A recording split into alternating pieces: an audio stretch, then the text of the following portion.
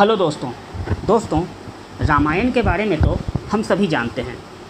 भगवान श्री राम और रावण का वो महायुद्ध और रावण का वो फेमस पुष्पक विमान जिस पर उड़कर वो पूरे क्षेत्र में भ्रमण किया करते थे। कई लोगों के लिए ये केवल एक मिथोलॉजी है, कोई कल्पना है, लेकिन भारत और श्रीलंका के लोगों के लिए ये केवल एक कोई कल्पना नहीं बल्कि उनके इतिहास का एक पुराना हिस्सा है, उनके धर्म का हिस्सा है, उनकी संस्कृति का हिस्सा है। और इसी को देखते हुए श्रीलंका के एविएशन मंत्रालय ने अभी ये अनाउंस किया है कि वो एक रिसर्च प्रोजेक्ट शुरू करने वाले हैं जिसमें रावण के द्वारा प्रयोग की गई जो पुष्पक विमान थी उसके जो रूट्स थे उसका पता लगाया जाए। दरअसल श्रीलंका में जो सिंहाली भाषा के लोग हैं सिंहाली भाषा में एक न्यूज़पेपर एडवर्टीजमेंट किया गया जिसमें कि सिविल एविएशन अथॉरिटी की तरफ से उन लोगों से मदद मांगी गई जिनके पास इस संबंध से जुड़े हुए कुछ पुराने दस्तावेज हैं। ये कहा गया कि अगर श्रीलंका के किसी के पास भी यदि पुष्पक विमान संबंधित कोई पुराने दस्तावेज हैं तो वो सरकार को सौंप दें ताकि सरकार इस मामले में इसका प्रयोग कर सके। असल इसके पीछे केवल धार्मिक कारण ही नहीं है बल्कि इसके पीछे अर्थव्यवस्था भी कारण है। श्रीलंका की अर्थव्यवस्था बहुत हद तक टूरिज्म पर टिकी हुई है और इसमें सबसे बड़ा योगदान भारत के ट्रैवलर्स का है, भारत के लोगों का है। दरअसल भारत के लोग अशोक वाटिका और रावण के बारे में और ज़्यादा जानने के लिए श्रीलंका का टूर अक्सर करते हैं।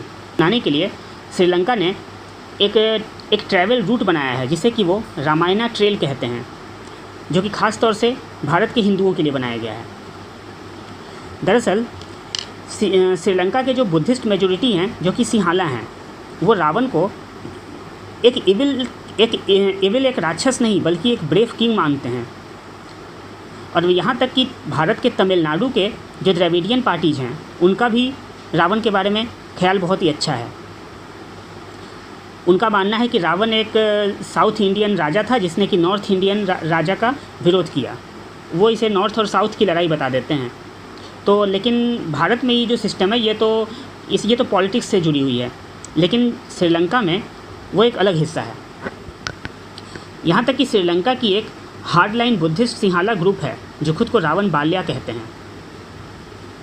अभी कुछ समय पहले श्रीलंका ने अपना पहला सैटेलाइट लॉन्च किया जिसका नाम उन्होंने रावण 1 रखा है। श्रीलंका के civil aviation minister Nimal Siripala de Silva ने अभी एक प्रेस कॉन्फ्रेंस में ये कहा था कि भले ही मॉडर्न एविएशन राइट ब्रदर्स से शुरू हुआ हो मगर श्रीलंका के लोगों के अनुसार ये एक लीजेंड रहा है कि रावण के पास जो फ्लाइंग मशीन था जिसे कि भारत में पुष्पक विमान और श्रीलंका में डांडू मोनारा कहते थे, उससे न केवल वो श्रीलंका में विचरण करते थे बल्कि आसपास के पूरे क्षेत्रों में विचरण करते थे। ये बात भारत और श्रीलंका दोनों के यहाँ के लोगों का मानना रहा है। तो आपको ये वीडियो अगर अच्छा लगा तो आप इसे लाइक करें और मेरे चैनल को सब्सक्राइब करें ताकि इसी तरह की न्यूज़ आपको फिर से मिलता रहे। धन्यवाद दोस्तों।